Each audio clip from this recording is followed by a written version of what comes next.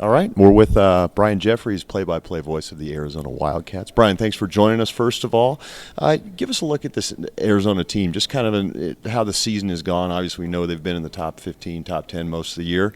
What have they done well? What's worked for them? Well, the expectations, Alex, I think at the beginning of the season were pretty much like all Arizona basketball teams. The fans thought they had a chance to challenge for a conference championship and be a good basketball team. But there were also question marks because they had 3 freshmen and a JC transfer that were going to be part of the rotation. And then it turns out that arguably their best player, Alonzo Trier, is suspended for the first 19 games. Then they had some injuries to Kadeem Allen, to Parker Jackson Cartwright, and so it had been kind of an uneven season in terms of having a full squad, but at the same time they kept winning.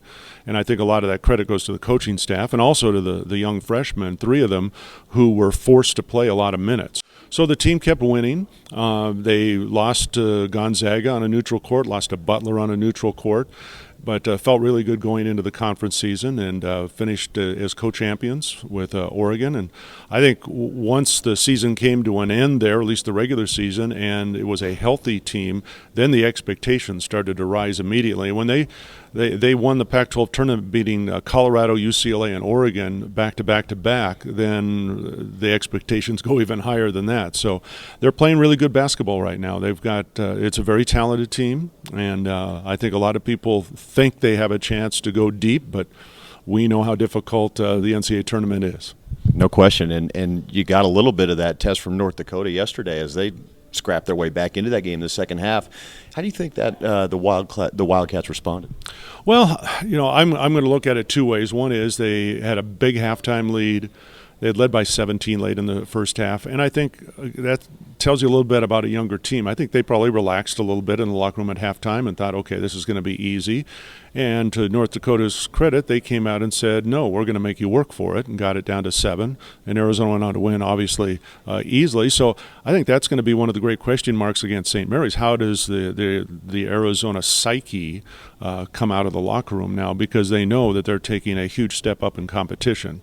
And you can't, in the NCAA tournament, my feeling is you can't take time off. You can't take 5 minutes off in a game because somebody's going to come up and bite you in the rear end. And so they've got to understand, like every team does, you got to play 40 minutes in this event or you're going home. You heard from Randy Bennett in his press conference. These 2 coaches are really familiar with each other, and Sean Miller and Randy Bennett. But when you look at the matchups here in this one, do any of them stand out? And what do the Gaels do well that could concern Arizona? Well, watching St. Mary's, first time I'd seen them in person, very impressed because they're extremely efficient in what they do.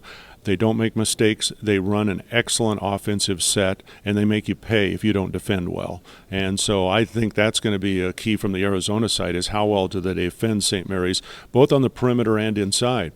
Gaels have some size inside, which Arizona did not see against North Dakota. And so Arizona's 7-footers, and you got a 6'10", 6'11" inside for St. Mary's. To me, that could be a great battle between the 2 guys on each side.